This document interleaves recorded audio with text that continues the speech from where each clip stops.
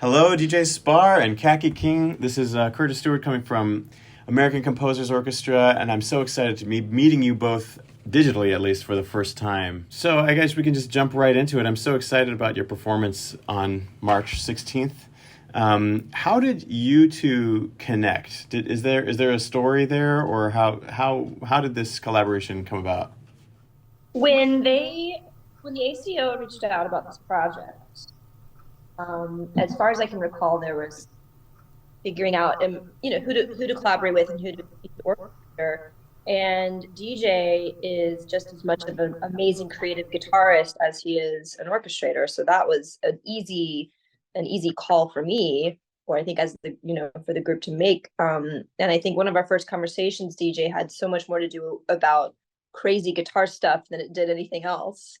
So someone that really understands, the guitar inside and out, and not just that, but really wacky creative guitar work was what made me super excited to work with DJ.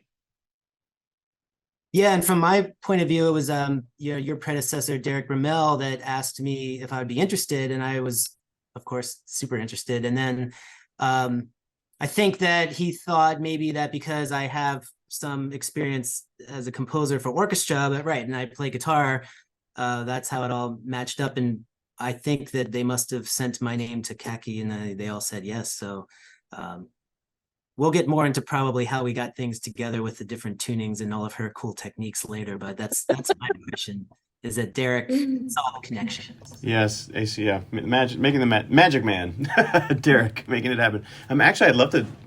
What were some of the crazy guitar things that you guys were talking about initially? DJ was telling me about his multi-output guitar where like each string has its own pickup. You told me about some other things. We just I think we our initial conversation was just kind of like, oh yeah, the guitar beyond the guitar. Um, and and how so much of really what still can be done hasn't been done, and how much further the instrument can and will be pushed. And so in my situation where I'm playing more in my mind, I'm playing traditionally, but of course I'm not. Yeah, no. But using the media on the guitar and using the guitar to trigger media is also, in the same vein of, just continuing to be experimental with the six string. Yeah, and that it would quickly, I could use a lot of puns here, but it quickly resonated with me that Oh, when Paki said trigger, because the way I think as a composer is all just trying to duplicate the guitar pedals that were on my floor when I was a kid, right? So a delay can be a delay, but why not the delay be a flute, and then it's a glockenspiel, and then it's something else. But it's all coming from guitar playing, and then it maybe sometimes there's a guitar there or not. And so that's exactly how Kaki was thinking about how her triggers and stuff. So it was a quick connection. I love that. What are some of those foot pedals that you use as a kid that you try to emulate? So do we got delay? That's pretty cool. Yeah, I like the one. Well, the one that made me feel like I could play, because I'm always like, how does Steve Vai do what he does? But one of the tricks is you need the Eventide thing where the delays are pitch shifted, and then if you play a scale really fast, you can kind of sound like Steve Vai. But it's hard. He has a fan on the floor that makes his hair blow, so you have to. You yeah. can't always get that on That's stage. an extra cost in Carnegie, so Yeah. we're not going to have But I like that. the basic ones. The delay was a big one, and the phaser and flange, and now I'm using the Eventide rack mount. I'm so interested in hearing what a phaser, like an orchestral phaser, is. Is Well, that? I hope we will hear it in the first section of this piece, because I asked the string players to play with a very wide vibrato, and then sound synthesizer. They Yeah. they won't have to try to match their stand partners there. They should all be a little independent. But that's why you're a new music orchestra. That's right. That's why. That's so cool. And Kaki, I heard you say something about you think of yourself as playing traditionally. And I guess I just wonder, is there, what does that mean other than just? Well, I think because in the finger style quote, let's use tradition with a real asterisk. I think that I have a commonality with a lot of guitar players who came before me, who are my contemporaries. But there's not a lot. And so even today, I'll be doing something with an over the neck technique as opposed to under, and someone goes, "Whoa!" And I'm like, "Really? You haven't seen?" Because I'm in my little guitar bubble. But I think what I actually mean is that I'm still seated with the guitar in front of me, like that. Like, I like that. That's I a tradition. haven't Is hung myself I'm from the playing the guitar. ceiling yet. The guitar isn't, like strung up from bungee cords yet. So that, I guess that's what I mean, is that I haven't I so my ideas of traditional clearly are unorthodox and non-traditional. But for it's like, what's the most normal thing for me, right? Like, what's the most, so like, yeah, okay, so the guitar sits on my body, great, okay. In this case, the guitar is actually not touching my body, it's on stands it's been suspended, but it looks as though, and it feels as though it's just about the same. So I think that my goalpost for traditional versus unorthodox has moved, because also I've been doing it a long time. So for me, it feels completely normal to play something in a very different way. So when I think, oh, I'm going to do something untraditional now, I'm 2 decades out of the box anyway. Right. It's hard to frame of Well, reference is a funny thing. I have to keep perspective, which is, that even though I feel like, I'm an old hack, I've done this forever, it's still pretty new for some people. That's so interesting. Are there some other things that you would consider new for other? So I really love the idea of, so you would go across so that you can hit other bass notes and stuff, or what does that actually do? So, in the opening piece, Default Shell, I'll be playing on top of the neck. And really, the reason is because I'm playing so quickly, I'm hammering on so fast, but it's on the bass strings, and I need so much force and accuracy. It just works better for me. I mean, you could do it traditionally, but as you move around, once you get down here at the end of the neck, and your arm is extended in a way that's not as awesome, and then you're trying to get really accurate, really low hammer-ons down there, it's a lot harder. So here, though, it's just, and that's just, and that could just also be chalked up to, like, I'm a smaller bodied person in general, and so my arm isn't gonna, when I extend it and then curl my wrist around, it's gonna be very different for me, and that just works better. That's so cool. I mean, I love how technique. I mean, I've figured out a few things similarly on the violin. I'm sure, DJ, you have your things too, where the technique comes from, like, new techniques emerge from a need musically. So I'm wondering, like, when you were writing that piece, were you thinking, oh, I want to go around now? Or were you thinking, I really want to play some fast notes that need that, and so therefore I just have to move my hand? It could have started traditionally, but I just think automatically I know anything like lower than the 5th fret on the bottom strings, it's a aggressive hammer on, it's just not physically the way I will play that is going to be over the neck. And that's just how I've developed something, over years and years. Super cool. Yeah, super cool. I'd love to know more about that. That's so cool. All the things that, and I'm sure there's a million other things that you're doing that maybe you don't know of. I mean, I think for me, like, there's times when I'm playing and I look back at videos and I'm like, oh, there's that weird thing that I'm doing with my hand, but I understand that it's actually helping me reach things with accuracy and speed. I mean, like it or not, we're still dealing with this is a physical game that we're playing, right? And we're trying to get around, the like, everyone has different stuff, different fingers, different arms, different shoulders, all, different strength in different places. And the guitar is like one of the instruments. There's not a lot that's actually painful. Like, let's take a steel wire and push it really hard into your fingertip. Like, it's crazy. And so I think there's a kind of like, there's always these tricks of getting around what is harder. But the nice thing, I think, at this point is that whatever rules anyone had ever written are clearly gone forever. So that makes me very happy. That's cool. And just for the both of you, have you I heard one of you say something about the future of guitar. Do you have an idea about what that looks like, or is there or is it just about making music that you love, or how do you interact with that? I'll let you take that one, DJ.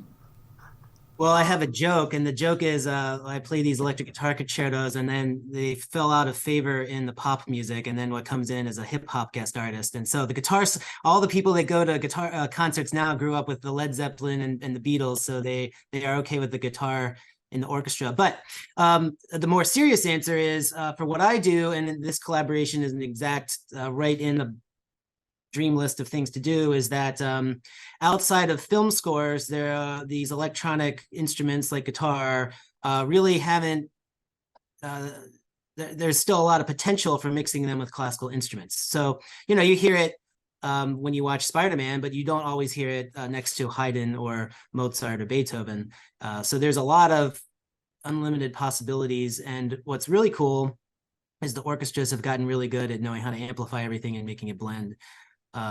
Because the movie scores go around America, you know, small regional orchestras know how to do, they do Cars 3 or Pixar and the video games live, and you bring your guitar and they're just like, oh, we'll just do that. So it works out great. Yeah, that's so cool. I didn't really think about that. It's really, that's a genius insight and a lot of, so much innovation comes out of film score and has always.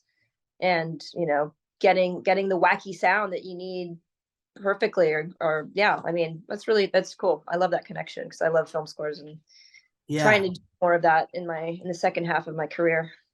Well, they're the highest level. And then you know, that I teach for the Experimental Media and Digital Music Center at LSU, and then that's excellent. And then also you can go to Disney World and they have a laser light show at the same time as a fountain show at the same time as a video. Yeah, that's what I'm talking about. And then that's all synced somehow. So that technology can be used for us. Yeah. And we can use that technology because they've got it figured out. So great. I've even noticed, I was just at a couple of New York Phil concerts, and the new Geffen Hall is built so that both light and video is all synced throughout the entire hall. So it is interesting. Because anything prior to that was such a disaster. It was so difficult to be trying to sync things in absolutely different formats. And yeah, I mean, I that doesn't surprise me at all, because I think that is the only way that any kind of contemporary art is going to be able to be presented, because everything will be, you know, people will rock up with, you know, a laptop going, okay, like I'm ready to go. And so I think that I'm very pleased to hear that modern, you know, construction of halls includes the, you know, the state of the art video and lighting upgrades. They built one in Lubbock, Texas, $150 million, really beautiful hall, and they call it 100% Lion King. So it means you can do the real Lion King production. Like they could go on tour and go to that hall. They don't have to do 50% Lion King or 90%. It's 100% Lion King ready, and that it has. And it's in Lubbock. Yeah, it's a nice hall. It's very good. It's called the Buddy Holly Hall for the Performing Arts and Sciences. That's amazing. I just think I love how because you know we've got I'm assuming you're talking about Lion King the musical. Yeah, the musical. Yeah. So we've got the musicals, movies, and how the techniques and just equipment available for those are affecting orchestral performance. Not necessarily the music, but just the ability to do it. To do it. I think that's so interesting. Do you find when you've done your electric guitar concertos, and you were talking about placing it next to Mozart and Brahms and other totally acoustic works, does that affect how you write, or do you find that when you've seen those performances, does it affect how you hear the other pieces, or what is the interaction there, programming? I think it affects how I orchestrate. So if the guitar is the only thing there, it doesn't have a friend. So for instance, one of my pieces, there's a Hammond organ and an electric bass player. So then you have a jazz guitar and you have like a little band, right? So that there's a little triangle of friends. And then you can leak that through the percussion. And then, so I do think of it that way. When I play, it's like this big kind of traditional brass fanfare. And then the guitar just hits like a distorted chord. It's like a shocker, but you know, I'm there with a blue guitar, so people know it's coming. But if you're just listening to the audio, it's changed. And then one time I played a concert where someone in Italy thought that like the Tchaikovsky violin concerto was like the electric guitar violin concerto, and then paired it with a Michael Dougherty electric guitar concerto, and they saw a connection there. So, whatever works. I see a connection because I grew up playing guitar, and I love the highest level of classical music expression. So to me, it's a match. But some people don't think they share space, But I mean, there's that moment in, I think it's spring in the violin concerto. It's like, it's all guitar licks essentially.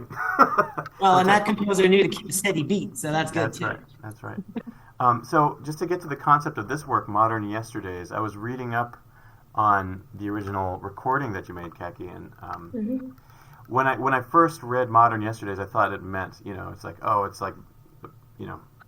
something about renewal of. I just thought it was more aesthetic, and I loved what you were writing in terms of the timeline of the pandemic hitting, and that we were all just looking to bring back our yesterdays because we were just we feel so out of control, and the before times was like a month ago. Like we started using. Well, I mean, I think like ultimately we're talking about two different times. So the modern and yesterday, but also modernity. It basically, as much as the pandemic played with our minds in terms of time, I think that title does the same. That's so interesting. I mean, yeah, I just the love original. I don't know if you read it, but the original reference was to like ancient trees that their DNA hasn't changed. No, yeah, go for it. I didn't read about it. No, go ahead. It was. I mean, I don't even know if I ever. Whatever. It was a line in another piece, a bigger theater style piece that I have called Data Not Found, but which was absolutely just trashed by the pandemic. Like we just figured it out and just been kind of really debuted it, but hadn't toured it. And so, but in it, I talk about I was in this rainforest that is full of trees that like haven't changed since the dinosaurs were there. And so we referred to the trees as the modern yesterdays. And then everything fell apart and it became a different meaning. Wow, that's crazy. It's crazy to think about that. That there are objects that have passed through all these times. Yeah, like the ginkgo tree. It's like that the ginkgo has a DNA stamp that it's so ancient. It's kind of unbelievable. I'm a bit of a plant nerd, so if you get me going. Okay, so I'll be careful. Well, I'm interested in that. I mean, just the thought of the rings. I always think about the rings of the tree and how old it is, and you just think about the eras. Just the look of those trees and just the thought of eras. I mean, it's also interesting for us as humans that we define. Like I don't mean trees that are 150 million years old themselves, but they're the type of tree. Exactly, like the kind of tree, the exact same or almost same tree existed that long ago, whereas very few things actually do that. And there's all, like Paleolithic botany is a whole field of study that's really fascinating because you're really studying plants that, haven't existed for millions of years. And so find one that exists now, it teaches you about what came before and blah, blah, blah. That's so cool. I mean, I wonder why the trees persisted, but not the animals. You know what I mean? That's exactly that. See, that's why studying plants is like very cool. Right. I love the concept because it's like we define our history and our time based on the types of control we have. So there was like this moment of the pandemic where it felt like most of society we lost control. Yeah. And therefore we are now, the before times were the times when we felt control, and the after times are the times where we have a different sense of control. I just love that idea. I mean, that kind of permeates a lot of the pieces that come on this program. But it's just rich. And I love what you're doing with the images. How did that develop with the projection on the guitar? Just in generally, I've been doing it for about a decade, and it was really fun, really hard to find, make a system that actually worked. That was, that was stable and portable and all of those things. And then once I had that, I created a show called The Neck is a Bridge to the Body, which like I would never, it's hard for me to say this out loud. I'm going to say it out loud. It was a little ahead of its time. Like it was what we did was really, really cool. And it was maybe ahead of my time. Like had I had a little more foresight, it would have been epically more interesting and sort of maybe marketed in a different way. But I was, bringing this like really intense, very new, cool technology with all of this new ability to tell stories, into an audience that I had been playing solo guitar music for. And I think that, it was what it was. I mean, it was a total success. It was just, but that said, for me as a guitarist, it opened up so many, like just to this day, I still feel like I have not scratched the surface of what the guitar can now be capable of, because, it's not just I can play a note and then trigger something. Okay, cool. That we know that that's doable, but to trigger something that is physically on the guitar, that the light is now coming and so the guitar is that much more expressive, and it's become a visual expression that's linked to a sound, which I've also found that video work especially it happens over time.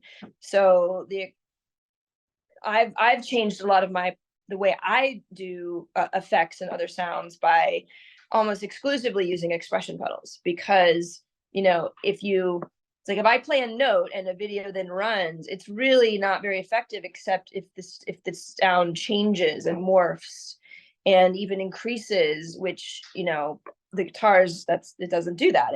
You play a note and the volume decreases from there. So I've learned a lot, and I learned a lot about how to sync audio and video in a way that feels emotional and correct, or the opposite. And anyway, so it's an ongoing lesson. I love that. I mean, I don't want to take up too much more of your time, but I have so many questions about that. Well, I'm sure we'll see each other in person, so I'm happy to but satisfy whatever. The people need to know. The people need to know. Just so you're not just sitting there, DJ. Did the visual aspect affect anything about your arrangements, or how did that? I think I'm leaving that to Kaki and her team, but I am excited to see it. But I do want to highlight that this idea of like guitars and lights, it's the way Kaki does it is like at the highest level, and it feels new. But since rock bands have been touring around the country taking their rigs, I mean, lights, shows, and guitar go together. So to put it on the guitar and then have it at I don't know what kind of word you use for super high art, but thoughtful. It's like it's really cool. And so I do think, well, I would say that like the aspects of the visuals did affect the orchestration. So, and the piece that we did together, because I think maybe more the expression pedal. I'm trying to do some of that in the orchestra as well. So that will, for the people who know all of Kaki's music, some of this will be shifted into the orchestra and some of it not, and that's kind of cool. So, that's so cool. And certainly I watched her videos because I was trying to see where she put her finger, because I have a pretty good ear, but if I knew how to tune the guitar man, you worked so hard. I wish I had just gone and sat with you for a day, because it would have been so much less hard work, but you really nailed it. I have a new idea, which is that we release a book of how to play your music, but we could do that because I got it all written down now, right? Right. I've been wanting to do that very book for 20 years. We have let's do it. 4 out of the album. So it was fun because I was using my ear, and then we got on the phone and you would be like, oh, I'm doing this. And then since I know the guitar, I was like, oh, cool. Like now I know these two are this and this is this. And it was a fun. That's so cool. And Kaki, did the visuals? When did the music come first, and then the visuals, or were they at the same time? Music is around. So we have created a new piece together that will be kind of ongoing, because we have not actually made. We know what we want to do, but we haven't made the visual elements yet. They're not. The assets are not there. The ideas are there. So it's like storyboarded. So the the music was there and some of the visuals were already there. So out of the pandemic, Modern Yesterdays was an album that then became a show, like a actual realized audiovisual show. And however, this has been something that I'm this is what the work I have ahead of me, is that all the visuals were created to be seen up close on a very small guitar. So even all of the video that, like, if we have a bunch of horizons, but they're shifted so they go straight through the guitar and up the neck. So that's what it looks like. That looks terrible on a big screen, and it's confusing. And it's not even, I mean, it's like, the rectangle is here and the guitar is here. So we might just like drag a piece of media and plop it there with a big background that's black. So we're now working to ensure that what you see on the rear projection screen, which will be a copy of the guitar, it's like the zoom out look. So you see everything around it and making sure that content looks really great, and, balancing everything. And then I don't know, I kind of got into the idea of, some of the stuff is a little, it's like prefabricated. It just works really well. Some of it is triggered live, by my engineer. And we thought about doing something completely new, which now we're walking down that road. And I'm out there, taking pictures of random children's eyes. Children I know, parents I know. So we've got all these like close-ups of really intense close-ups of eyes, like doing weird things, and some graphic stuff. And it's just going to look so cool and be a little bit more thought-provoking, or I think it'll just read a little bit better in that particular circumstance. Awesome. And DJ, do you have any future projects that you're kind of looking forward to similarly, or? Do I? Well, I'm having a fun March, so I will fly from this concert to chamber opera, Approaching Ali with Opera Las Vegas. And then I'm playing one of my concertos with Memphis Symphony the week after that. And then they're doing the chamber opera right in my hometown with a different production. So this is Nice. talking about all this pandemic stuff. This is what, you always want more, but some people have. Yep. So it's a fun thing. And then I have always some composing happening and stuff. So Very cool. Well, thank you both for taking the time to chat. This was really exciting. I can't wait to meet you in person next week during our concert. And here's to the future of guitar and orchestration. I can't wait to hear those. I didn't ask you about the flanger pedal, but I'll see if I can hear it. yeah.